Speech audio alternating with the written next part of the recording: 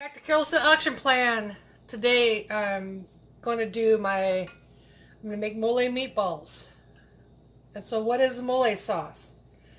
I'm just throwing a little education at you. Mole sauce, I'm reading from Wikipedia. It's traditional sauce usually used in Mexican cuisine as well as for dishes based on these sauces. Outside Mexico, it often refers specifically to mole poblano. In contemporary Mexico, the term is used for a number of sauces, some quite dissimilar, including black, red, Colorado, yellow, green, almenandro. I can't say that. That's a lot of words I can't pronounce, so I'm not even going to bother with that. Jelly mole sauce contains a fruit, chili pepper, nut, and such spices like black pepper, cinnamon, cumin, and chocolate.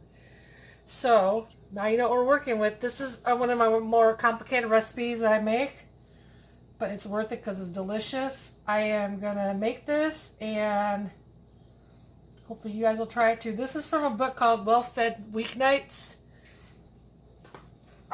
Complete Paleo Meals in 45 minutes, which I call bullshit because it takes more than 45 minutes.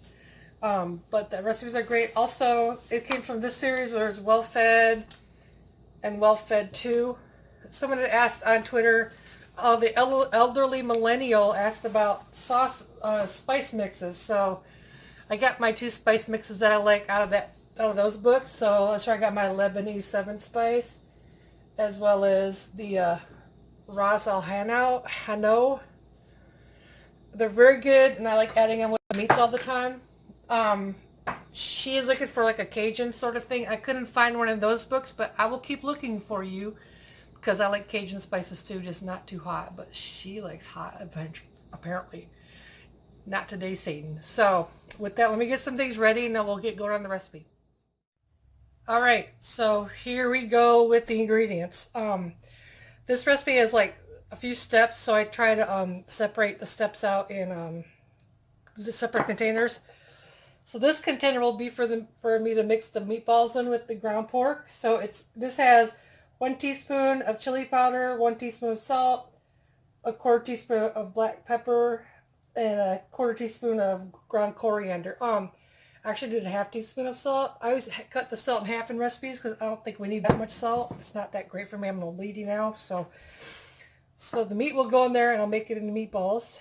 And then this container has like a 1.5 cloves of garlic, 2 teaspoons of chili powder, 1/4 teaspoon of salt, 1/4 teaspoon of ground cinnamon, 1/8 of a teaspoon of ground cloves, and a 1/4 teaspoon of pepper. And then this one has a tablespoon of tomato paste, a tablespoon of unsweetened cocoa. I use this kind, the Ghirardelli's unsweetened cocoa. And then also 2 tablespoons of raisins and a tablespoon of sesame seeds, just regular old sesame seeds, and yeah, the tomato paste. And that's it for that one. And then in a cup, I use a 2 cup measuring cup. I have in 1 cup of chicken broth. So I just buy these by the single cup. I sometimes buy the bigger containers, but then I end up wasting it, and I hate that. So usually I buy a 4-pack of these for when I'm going to use it. Then also a 2 tablespoons of almond butter, and I use this kind, Barney butter. It's real soft, so it's easy for me to use. And also just 3/4 of a cup of regular tomato sauce. So that's the whole recipe pretty much. So I think first I'm going to make the meatballs and get them ready, and then I'll switch filming views so you can see what I'm doing. So I'm going to show you. So this is 2 pounds of ground pork. I use Hempler's, not sponsored. And so I'm basically going to mix it up together with my hands. Please wear gloves. You don't want pork meat under your fingernails if you have fingernails. I can't even imagine. I'll be back once I get the balls made. You're going to enjoy my balls.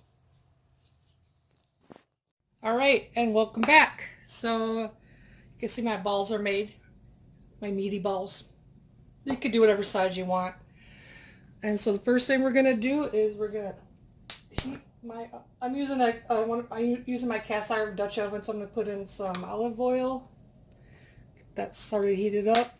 And then I'm going to put in the onions I chopped. The one onion I chopped up in my Cuisinart chopper dealio. Not sponsored. Let's see, put this in for a little bit. So just gotta cook it up. I put it at medium high. Also for this recipe, if you have a smoke detector, you might want to disable it while you make this, because it can get a little smoky with the spices. Okay, got those in. I'm gonna have to clean up such a messy kitchen when I'm done here. My least favorite part of cooking is the cleaning.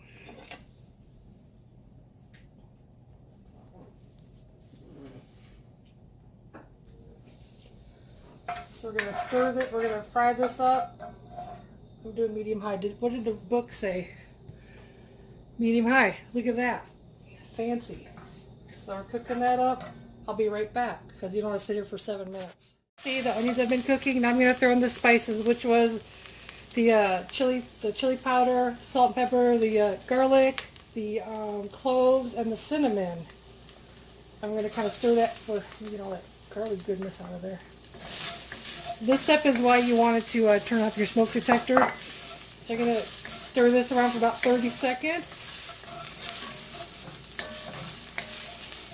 This is when I get spice long, if I breathe it in too much.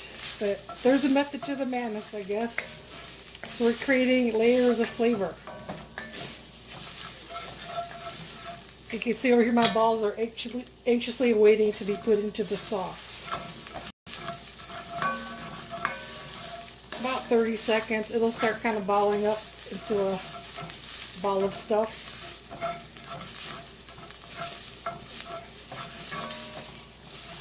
Again, I can't highly recommend enough turning off your smoke detector if you have one by your kitchen.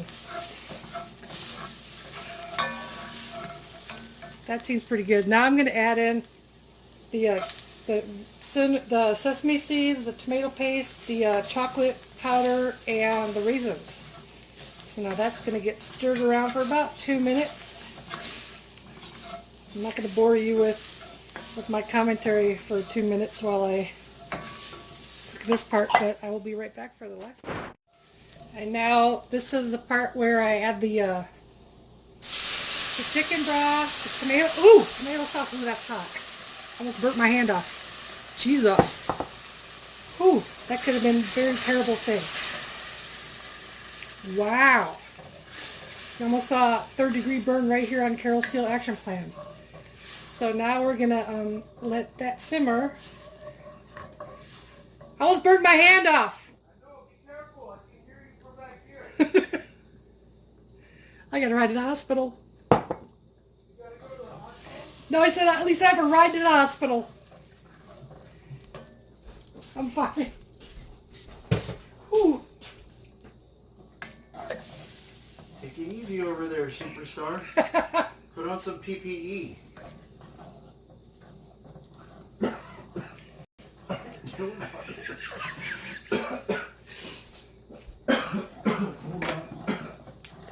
That's what happens. I have to take the smoke detector off.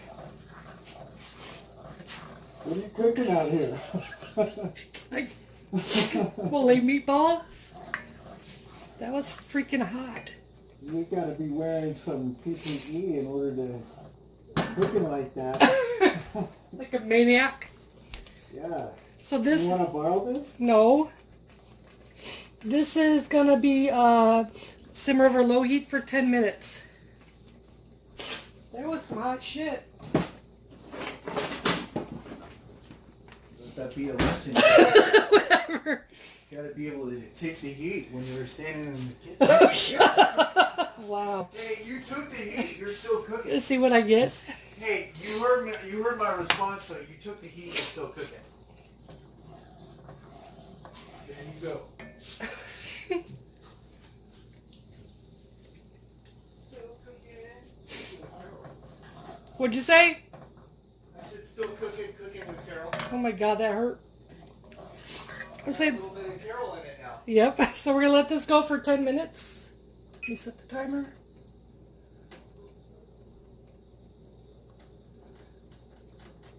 So we're simmering on low now. All right, so now I'm back. So I've simmered the sauce, and I'll try to burn myself again. So I'm okay. It was just steam really got me.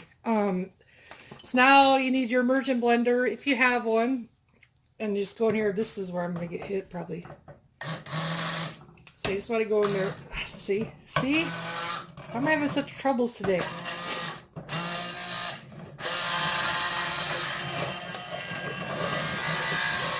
Shit happens when you're cooking. Mark and I just had this discussion because he's been a cook before, and then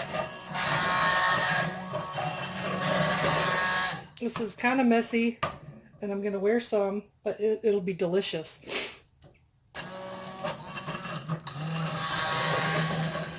Just kind of going around.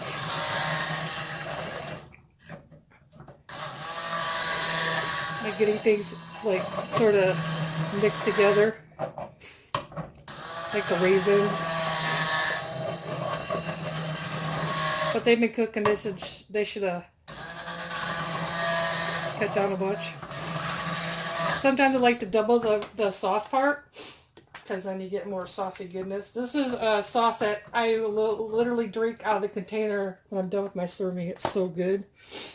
I'm going to cut this off. Put that to sort of rinse.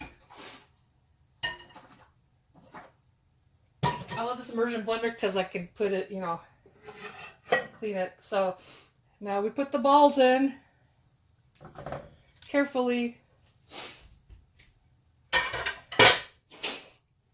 And I don't like to mess with them too much when I first put them because they're still soft. So I sort of kind of put them into the sauce.